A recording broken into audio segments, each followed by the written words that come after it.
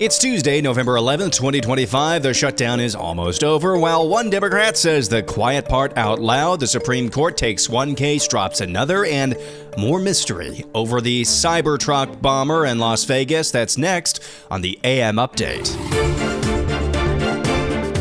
President Trump at the White House yesterday discussed with reporters the ongoing deal to reopen the federal government. You mentioned the senators that are here, Mr. President. Do you personally approve of the deal that's happening right now on Capitol Hill to end the government? Well, it depends what deal we're talking about. But if it's a deal I heard about, that's certainly, they want to change the deal a little bit. But I would say so. I think based on everything I'm hearing, they haven't changed anything. And we have support from enough Democrats.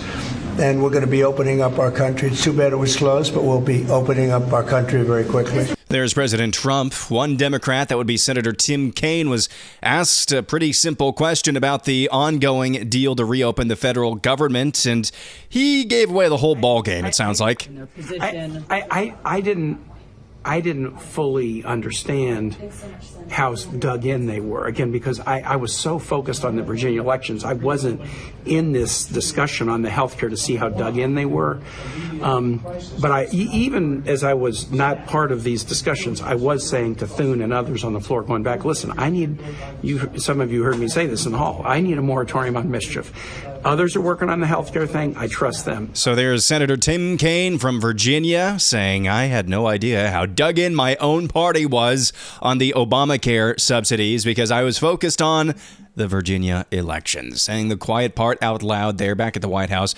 President Trump is going more in depth on some of his X posts or Truth Social posts from over the weekend. On the topic of insurance, health insurance companies, here he is. I hope that we're going to be able to have a health care where Lindsay and I were discussing it, Jim and I were discussing it, and Katie, we discussed it. We want a health care system where we pay the money to the people instead of the insurance companies. And I tell you, we're going to be working on that very hard over the next short period of time, where the people get the money. We're talking about trillions and trillions of dollars where the people get the money. So there's President Trump talking about bypassing health insurance companies, sending money directly to the people. Have no idea what the nuts and bolts of a plan like that would do. In terms of, if this is his intention, it's brilliant. In terms of actually flipping the script on Democrats, making the party of Luigi Mangione, the United Health assassin, CEO assassin, making the party that celebrates Luigi Mangione defend insurance companies. That would be hilarious and a masterstroke. Also on the topic of sending $2,000 tariff dividend checks to individuals. Trump hashed that out in even further detail. We're going to issue a dividend to our middle income people and lower income people of about $2,000. And we're going to use the remaining tariffs to lower our debt. We're going to be lowering our debt, which is a national security thing. So we're doing a lot of good work. And the numbers were reported so incorrectly. The real numbers are trillions of dollars have been taken in or gotten in terms of investment from the tariffs. And so if that were ever reversed, it would be a disaster. Frankly, it would be a national security problem for our country. And nobody thinks it's going to be reversed. I think we had a very good court case. As you know, it's before the Supreme Court right now. But if that were ever reversed, people are saying, oh, it's $1 billion. Some people said, oh, it's $2 billion. Well, that obviously we can handle very easily. But this is trillions of dollars we're talking about in terms of the tariff income and all the investment income that's come into our country. President Trump also said on Truth Social yesterday he wants to use the leftover money after sending tariff dividend checks to Americans. He wants to use that money to pay down the national debt. Over at the Supreme Court, they are declining to hear a case that could have put the concept of homosexual marriage, same-sex marriage, which is not a thing that exists. They are declining to hear a case that would have legalized or made that illegal again, depending on the state that you live in. Supreme Court on Monday morning turned down a request from Kim Davis, a former county clerk in Kentucky, to reconsider its 2015 decision, recognizing as a constitutional right so-called same-sex marriage. In a brief, unsigned order, the justices rejected Davis's petition for review of a ruling by a federal appeals court upholding an award of $100,000 to a couple to whom she had refused to issue a marriage license. That petition had also asked the justices to overrule the 2015 decision Obergefell v. Hodges, arguing that a right to same-sex marriage, quote, had no basis in the Constitution. Supreme Court punting on the issue of so-called same-sex marriage. Meanwhile, the Supreme Court will decide whether states can accept ballots after Election Day. The justices agreed on Monday to hear Watson v. Republican National Committee, a challenge to Mississippi's law allowing absentee ballots postmarked by Election Day to be counted up if they are received within 5 days. The question centers on whether federal laws establishing Election Day prevent states from accepting ballots later. Nearly 30 states, along with the District of Columbia, have similar laws allowing some ballots to be accepted after Election Day. Mississippi enacted its rule on absentee ballots during COVID, but made it permanent in 2024. The Fifth Circuit Court of Appeals previously held that Mississippi's statute allowing ballots to be received after Election Day is preempted by federal law. That seems like a layup, no-brainer, slam dunk. We'll see how the Supreme Court decides on that case. Other news, the Olympics banning dudes from competing. A ban on transgender women, that would be dudes who feel pretty competing against women, is strongly expected to be in place for the 2028 Olympics, but it remains unclear if there will be barriers against athletes with differences of sexual development. Under the existing rules, each sport is empowered to decide if so-called dudes who feel pretty can compete if their testosterone levels fall below a designated threshold. The International Olympic Committee under new President Kirsty Coventry is in discussions about a dramatic policy shift that would impose a blanket ban across all sports for the Los Angeles Games. Such a move would prevent the kind of scenario where Laurel Hubbard contested the weightlifting at the Tokyo Olympics in 2021. Hubbard is a dude who started deciding to act like a woman back in 2012. Olympic sources, according to the Daily Mail, have confirmed that such measures are very much in the direction of travel. It's highly unlikely to come before or in force before the Winter Olympics in Italy this coming February. Again, that's another, you would think, no-brainer. Quickly before the break, Congresswoman Ilhan Omar of Minnesota on whether she expects to be deported. I mean, I have no worry. I don't know how they take away my citizenship and like deport me, but I don't even know like why that's such a scary threat. Like, I'm not the 8-year-old who escaped war anymore. I'm grown. My kids are grown. Like, I can go live wherever I want. Let's go test that theory, shall we? Let's go put that to the test. What are you scared of, Elon? I mean, Ilhan Omar, she said, I can live anywhere. Okay, well then go back to Somalia. You've already stated you basically hate this country. You're not afraid of being deported, President Trump. Why don't you just do it and be a legend forever? Let's just put that money where the mouth is there when it comes to Ilhan Omar. Can't believe she said that out loud. New polling when it comes to what Republicans think of skunk. Also, Elon Musk giveth in terms of being in the funnel towards Christianity, and I still think he might be the Antichrist. Also, an update on that mysterious Cybertruck bombing in Las Vegas on New Year's Day. We'll have all that and more coming up next.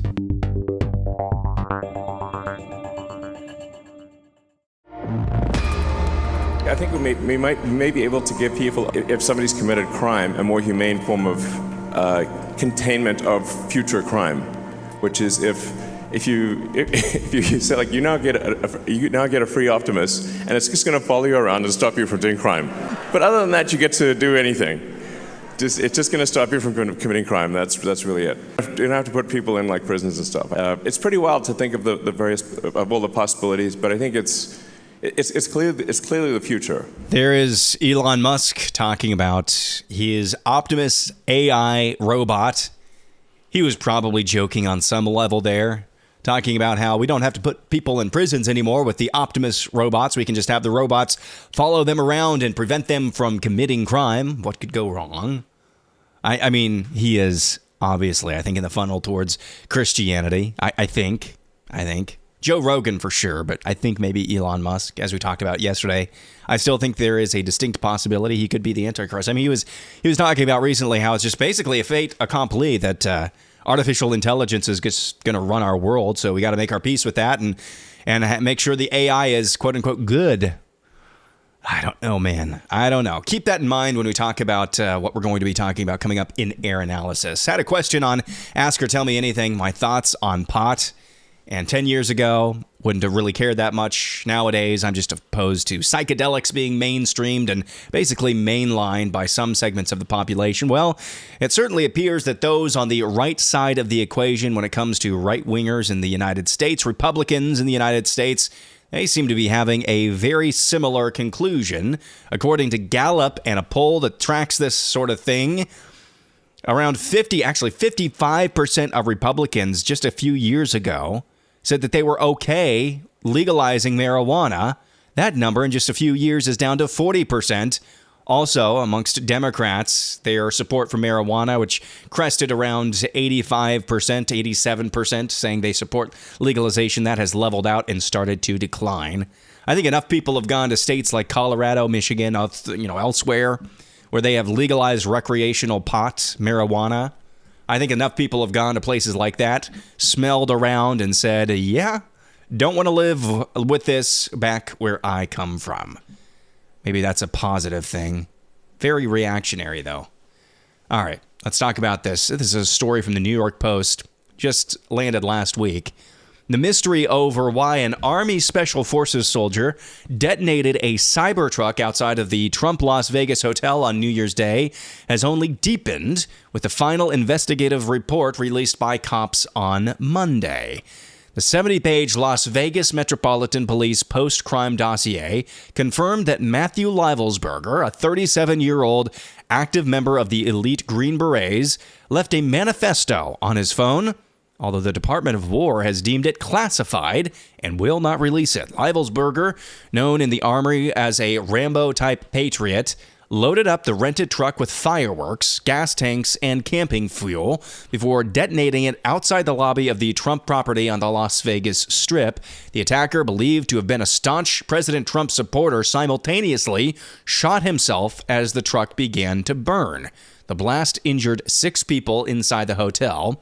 Despite the Department of War's decision to keep the Livelsberger manifesto under wraps, the Las Vegas Metropolitan Police Department report references several clues about his motives. He left behind a note claiming the attack wasn't terror-related, but a way for the soldier to cleanse his mind while blasting the feckless leadership of the U.S. that is, quote-unquote, near collapse. He wrote, quote, "This was not a terrorist attack. It was a wake-up call. Americans only pay attention when spectacles and violence happen. What better way to get my point across than a stunt with fireworks and explosives?" One of the attacker's notes was sent to Sean Ryan, a former Navy SEAL and CIA contractor. It's not been released in its entirety. The local cops report calls the explosion a premeditated attack involving a vehicle-borne improvised explosive device with the potential to cause mass casualties and extensive structural damage. Livelsberger had served in the Army since 2006. He was in Afghanistan in 2009. He was on leave from assignment in Germany at the time of the bombing. You'll recall that document Livelsberger allegedly sent Sean Ryan had all sorts of information about propulsion devices, advanced technological devices, explanations potentially for unidentified aerial phenomenon, the drones that everybody was talking about the end of last year. All of this wrapped up in there. And now the final dossier from the Las Vegas Metropolitan Police Department doesn't really answer any of these questions, and the Department of War has deemed that Livelsberger's manifesto contains classified material, and they will not disclose it. Not exactly seeing the sunlight, are we here? Not exactly. And now here's this.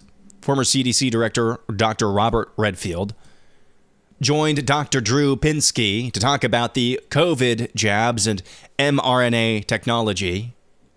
I am not allowing Robert Redfield to escape any sort of accountability for what he did, his role, or lack thereof. He seems now to be, and ever since he left his role as CDC director, he seems to have been a whole skeptic about public health in general. Since that time, it would have been nice if he had been more skeptical when he actually had power. But here he is with Dr. Drew Pinsky talking about the future of mRNA technology. Listen to this. I think the mRNA technology will no longer be used for preventive vaccines within a couple years. I do think the mRNA technology will be used for treating serious disease, like you mentioned, cancer. Sure. I think the reality is when we give an mRNA to a healthy individual, we don't, and in the case of COVID, we co-opt the body to make spike protein, which is an immunotoxic protein. We have no idea how much you're going to make. We don't know how long you're going to make it. These are things that I think the FDA should have been much more aggressive in having defined. Maybe, I was part of Warp Speed's board. Maybe when we were losing 3,000 people a day, there was an emergency we were trying to respond to. And these vaccines, in my view, do change mortality and morbidity for highly vulnerable individuals. But they don't have a benefit, in my view, for people who aren't highly vulnerable. So therefore, people under the age of 50, children, they really probably never should have been pushed in that direction. This is part of government overreach. Tony had a sort of a blind belief that these vaccines could only be good. And he didn't see the downside. You're in practice, I'm in practice. A significant percentage of my practice, maybe 5 to 10% of it now, is vaccine injury from the mRNA vaccines. And those injuries are very real, and they're really problematic. So I do agree with you. It's about a risk-benefit ratio, and for a preventive initiative, I think the favor is not in this new technology. For someone that has a very serious cancer, it probably is in this technology. But Tony was very embedded in the mRNA technology. I mean, as you know, NIH was very involved in it with Moderna. And it did lead to certain statements that he made, which I felt were unfortunate, where he told the American public, if you disagree with me, you disagree with science. And my argument to him, Tony, I don't disagree with science. I disagree with you. There is former CDC Director Robert Redfield. Translation for you, and I quote, mRNA COVID vaccines suck. They are trash, end quote. That's the translation from former CDC Director Robert Redfield, who, by the way, also was on the board for Operation Warp Speed, which developed the mRNA COVID jabs. Very critical of the COVID jabs now. Very critical of Anthony Fauci now. I want to know, did he show an ounce of that skepticism during a time when he had sway, power, say, while he was heading up the CDC, while he was on the board of Operation Warp Speed?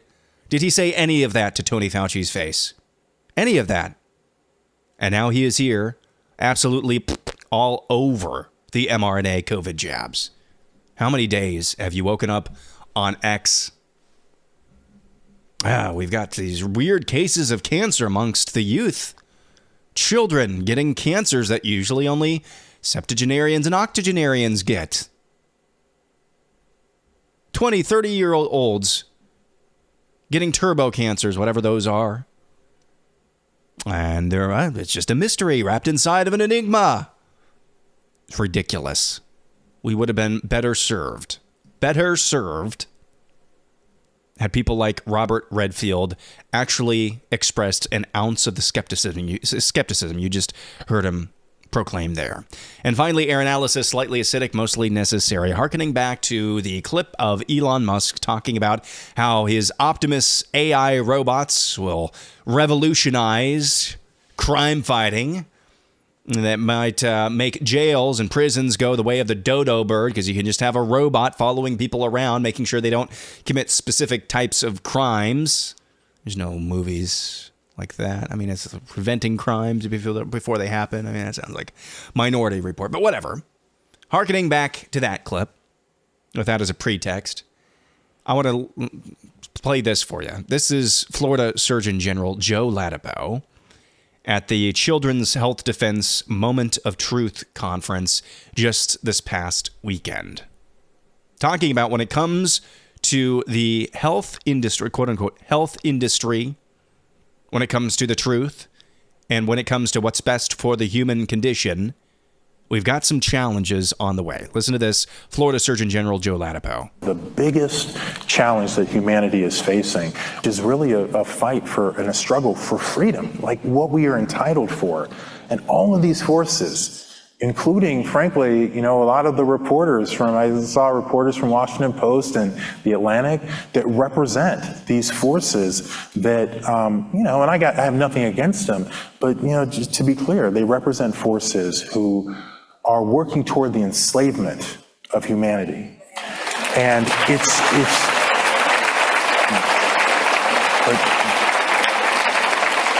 and they have tremendous power, but the power that each of us has far outspans that. It's just a matter of being able to tap into it. So that is Florida Surgeon General Joe Ladapo speaking in broad terms right there about the battle that everyone is up against and embroiled in, whether they want to be or not. And Joe Ladapo, I've featured clips from him before. He's been an expert. I mean, he's just a very well-spoken man, very smart individual, whip-smart individual, with a smile on his face at all times, on matters of public health. And it takes a lot of courage, and he's shown a lot of courage over the last 5 years. I want to tie three things together as best as I possibly can for you. You'll recall a few weeks ago, Bill Gates sent a letter, I believe it was to the United Nations, talking about how the climate crazies, and these are my words, the climate crazies need to kind of dial things in a little bit. And it's pretty obvious.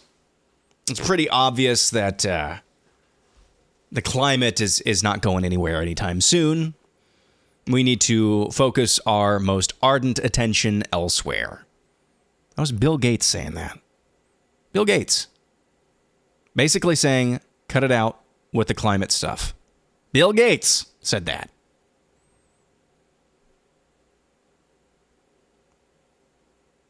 And then you've got the entire phenomenon of artificial intelligence. What you heard from Elon Musk there could have been said by Yuval Noah Harari. That would be the World Economic Forum's resident philosopher-in-chief. He is a transhumanist through and through. We don't need prisons. We just need Minority Report to stop crime. And then Joe Ladapo with a big picture view of the battle. Not just, that was a speech given at the Children's Health Defense Conference. That's very much an organization that has fought for medical freedom, but he was giving some big picture thoughts about the meta battle that we are in.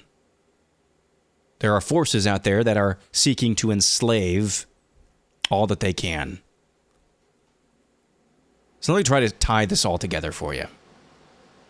It kind of caught me off guard when I saw Bill Gates basically waving the white flag when it comes to global warming and saying we need to redouble our efforts on things like fighting viral diseases. I wonder if the global warming cabal, it was never about global warming. It was never about global warming. I wonder if they have come to the conclusion in the aftermath of COVID that they've been trying this game with global warming. It's always been a ploy to grab more power for governments and oligarchs. It's always been about that.